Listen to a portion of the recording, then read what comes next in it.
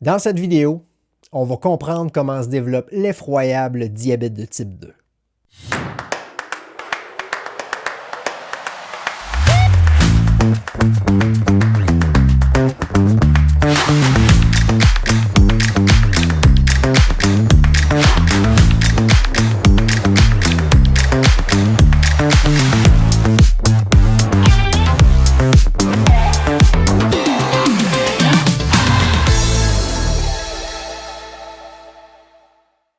Dans la dernière vidéo, on a vu que les glucides provenant de notre alimentation sont digérés et passent par le foie, qui se fait une petite réserve en glycogène et libère le reste en circulation sanguine sous forme de glucose, ce qui entraîne une augmentation de la glycémie. Le pancréas, qui joue le rôle de thermostat de la glycémie, détecte la hausse et libère l'insuline, la clé qui permet de faire entrer le glucose dans les muscles et d'en mettre un peu sous forme de graisse dans les cellules adipeuses. On a aussi appris que le glucose dans le muscle, s'il n'est pas utilisé, va être transformé en glycogène. Et attention, c'est un détail très important, pourra jamais en ressortir. Le glycogène musculaire pourra être utilisé seulement pour servir d'énergie lors de la contraction musculaire, donc en faisant de l'activité physique. Finalement, on a aussi souligné que les muscles représentent le plus gros réservoir de glycogène et donc de glucose de notre corps. La moyenne tourne autour d'une capacité de 300 g de glycogène dans les muscles, par rapport aux petits 80 g du foie et du minuscule 4,5 g de glucose en circulation. Si ce que je viens de dire, c'est pas clair pour vous, cliquez le lien juste ici pour retourner voir la vidéo précédente. Je vous attends.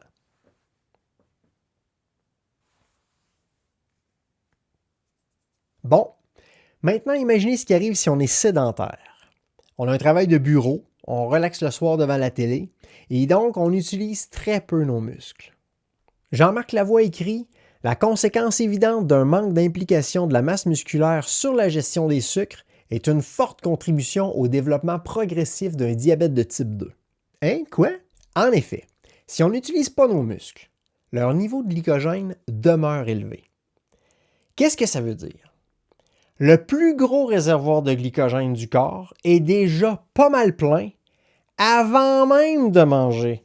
La mécanique exacte est plus complexe que ça. Mais on comprend qu'en mangeant, la glycémie risque de monter un peu plus vite ou d'être plus difficile à faire redescendre. Les tissus adipeux vont souvent devoir en emmagasiner plus sous forme de gras. Avec le temps, si l'alimentation continue d'être abondante et ou l'activité physique faible, les muscles, les cellules adipeuses et le foie deviennent moins sensibles à l'action de l'insuline et on parle de résistance à l'insuline ou d'insulinorésistance. C'est le premier pas vers le diabète de type 2. Le pancréas va compenser en produisant plus d'insuline et va réussir à garder la glycémie sous contrôle. À ce stade, on n'a aucun symptôme et pas de diagnostic parce que même si le médecin nous envoie faire une prise de sang, la glycémie est normale. C'est pour ça qu'on dit que les maladies chroniques sont si sournoises. Elles vont se développer pendant des années sans causer de problème apparent, en passant sous les radars. L'étape suivante, l'intolérance au glucose. C'est quand la résistance à l'insuline est devenue tellement grande que le pancréas n'arrive plus à compenser. Autrement dit, il y a trop de glucose dans le sang, même si le pancréas fonctionne à plein régime. On commence à le voir sur les prises de sang. La glycémie se situe entre 5,6 et 7 mmol par litre à jeun et on parle de prédiabète. La lumière rouge est allumée. Il est grand temps de réagir. Si on ne modifie toujours pas nos habitudes de vie, le pancréas va finir par s'épuiser et va produire moins d'insuline. Évidemment, la glycémie continue de monter. Mais la situation est encore pire. Je vous disais dans la dernière vidéo que la production de glucose du foie est contrôlée par l'insuline. Le foie interprète maintenant la baisse d'insuline comme un signal du thermostat qui indiquerait un manque de glucose et ajoute encore plus de glucose en circulation. Là, on vient officiellement de perdre le contrôle. À quelque part dans le processus, on passe au-dessus du 7 mmol par litre à jeun et on est diagnostiqué diabétique par le médecin.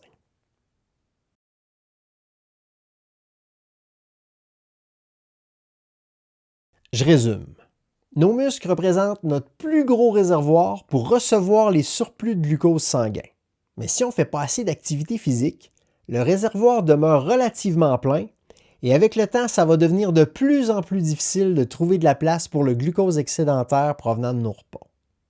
La première étape dans le développement du diabète de type 2, c'est la résistance à l'insuline ou l'insulinorésistance, qui pousse le pancréas à produire plus d'insuline pour compenser et garder notre glycémie normale. La deuxième étape, l'intolérance au glucose ou prédiabète, c'est quand la résistance à l'insuline est trop grande et que le pancréas ne fournit plus. La glycémie demeure haute, entre 5,6 et 7 mmol par litre à jeun, même si le pancréas sécrète un maximum d'insuline. À l'étape finale, lorsque le pancréas s'épuise et produit moins d'insuline, le foie est induit en erreur et se met à envoyer encore plus de glucose dans un sang déjà trop sucré. La glycémie dépasse 7 mmol par litre à jeun. Après le diagnostic de diabète de type 2, le médecin va probablement prescrire une médication pour essayer de limiter les dégâts.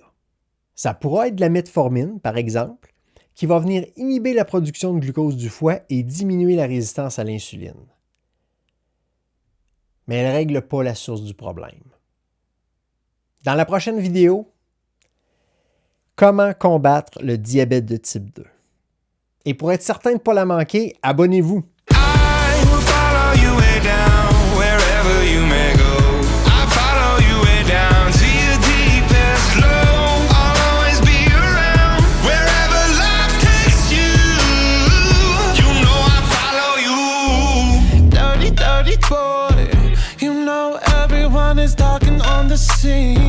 I hear them whispering about the places that you've been and how you don't know how to keep your business clean.